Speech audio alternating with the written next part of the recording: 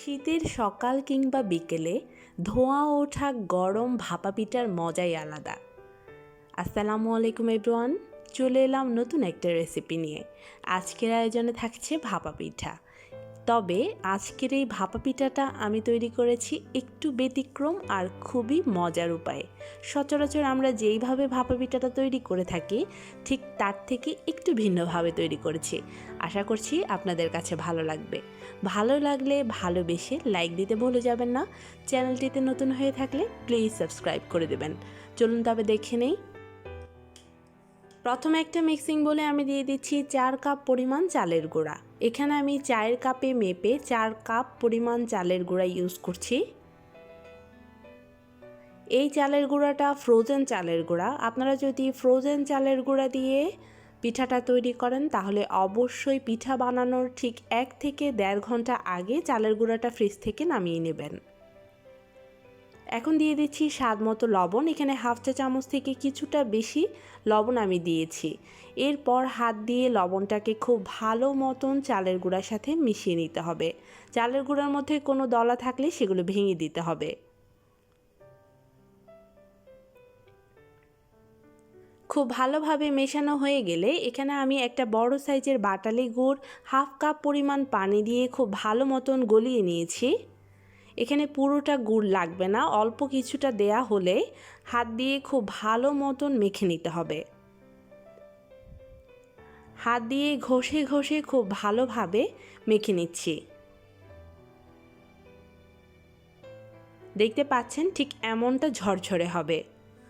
এখন আমি একটা এই রকম বড় ছিদ্রযুক্ত চালনি নিয়েছি। এর মধ্যেই চালের গুঁড়াটা এখন আমি চেলে নেব।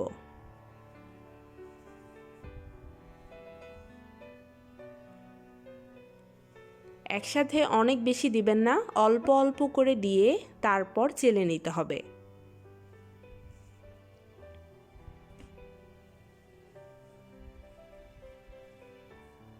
এইভাবে হাত দিয়ে একটু চাপ দিলেই দেখবেন নিচে পড়তে শুরু করেছে। ঠিক এইভাবে আমি সবগুলো চালের গুঁড়া এইভাবে গুঁড়ি করে নিচ্ছি। সবগুলো পিঠার গুঁড়ি তৈরি হয়ে গেল। এখন পিঠাগুলো বানানোর পালা। তো পিঠা বানানোর জন্য আমি কিছুটা গুড় নিয়েছি, নারকেলের কোড়া নিয়েছি আর এই রকম একটা ছাঁচ নিয়েছি। এই ছাঁচগুলো বাজারে 20 থেকে 50 টাকার মধ্যে পাওয়া যায়। দেখুন আমি কিভাবে প্রত্যেকটা পিঠার ছাঁচের মধ্যে পিঠাগুলো তৈরি করে নিচ্ছি। প্রথমে কিছুটা গুড় দিয়ে উপর থেকে নারকেল কোড়া দিয়ে তারপর আবারও কিছুটা চালের গুঁড়ি দিয়ে এভাবে পিঠাটা তৈরি করে নিলাম। এরপর ভেজা নিংড়ানো একটা কাপড় দিয়ে এইভাবে মুড়িয়ে তারপর চুলায় চলে যাচ্ছি পিঠাটা বানানোর জন্য।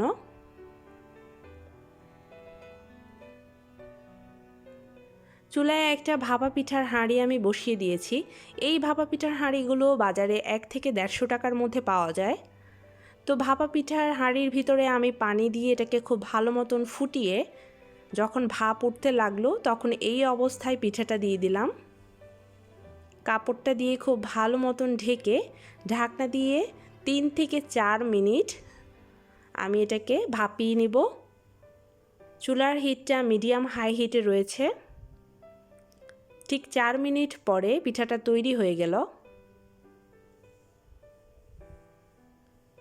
দেখতে পাচ্ছেন মাশাআল্লাহ করে পিঠাটা খুবই সুন্দর হয়েছে। ঠিক এইভাবে আমি সবগুলো পিঠা তৈরি করে নিচ্ছি।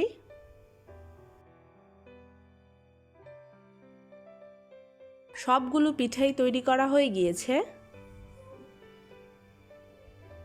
এখানে টোটাল আমার 60টা পিঠা হয়েছে। যেহেতু আমার ছাঁচটা বড় ছিল তাই এখানে পিঠার পরিমাণগুলো কম, কিন্তু পিঠাগুলো অনেক বড়। আপনারা যদি একটু ছোট ছাঁচে করেন তাহলে আপনাদের আরও বেশি পরিমাণ পিঠা হবে। এই পিঠাগুলো দেখতে যতটা সুন্দর, খেতে কিন্তু অসম্ভব মজার। একটু ভিন্ন স্টাইলে এই পিঠাগুলো তৈরি করে আপনার পরিবার পরিজনকে চমকে দিতে পারেন। আশা করছি আমার এই রেসিপিটি আপনাদের কাছে ভালো লেগেছে। ভালো লেগে থাকলে অবশ্যই রেসিপিটিতে লাইক দিতে ভুলে যাবেন না।